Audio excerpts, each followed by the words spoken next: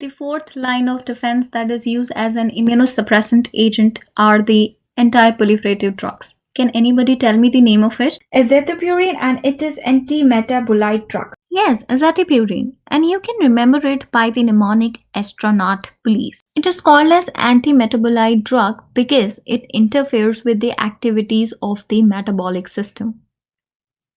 And you can remember it by anti-metal ball. One unique feature of this drug is that it is a prodrug. You know the meaning of prodrug? Basically, prodrug means that the drug undergo the chemical conversion by the metabolic process before becoming an active pharmacological agent. So how does this drug work? The enzyme thiopurine methyltransferase is responsible for the activation and the deactivation step in it. It first undergoes into 6-mercaptopurine, which is the pro-drug immunosuppression. Always remember it. Then it will convert into 6-methyl-mercaptopurine, which is an inactive metabolite. It will prevent 6-methyl-mercaptopurine to active cytotoxic thioguanine nucleotide. And this in turn inhibits your clonal proliferation, and this overall results in suppression of immune response.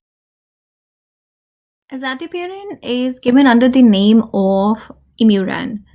What are the clinical indications of azathioprine? There are 4 indications: inflammatory bowel disease, organ transplantation, arthritis, and psoriasis. Yes, all of them are correct, but the most important indication you have forgot that, and that is called as Crohn's disease. Evidences have suggested that it is strongly recommended in Crohn's disease, and it is also used in ulcerative colitis. In higher doses, it can cause many side effects. Don't worry, I have a mnemonic for it, which is Ben's jaw hurts, where B or Ben's stands for bone marrow suppression, jaw stands for jaundice, and hurts stands for hives.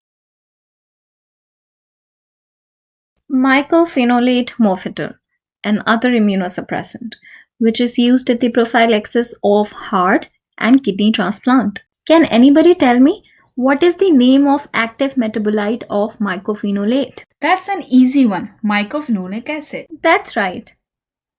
Basically, active metabolite of mycophenolate is mycophenolic acid, which prevents T cell and B cell proliferation and the production of the antibodies. It will in turn inhibit the lymphocytes and monocytes adhesion that are present on the endothelial cells of your blood vessels.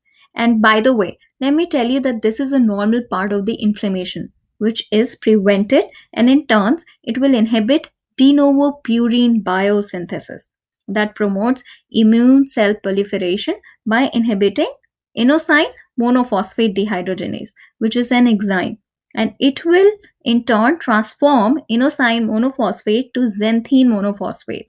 And xanthine monophosphate, it is a metabolite contributing to the production of guanosine triphosphate. And guanosine triphosphate is an important molecule for the synthesis of ribonucleic acid and DNA.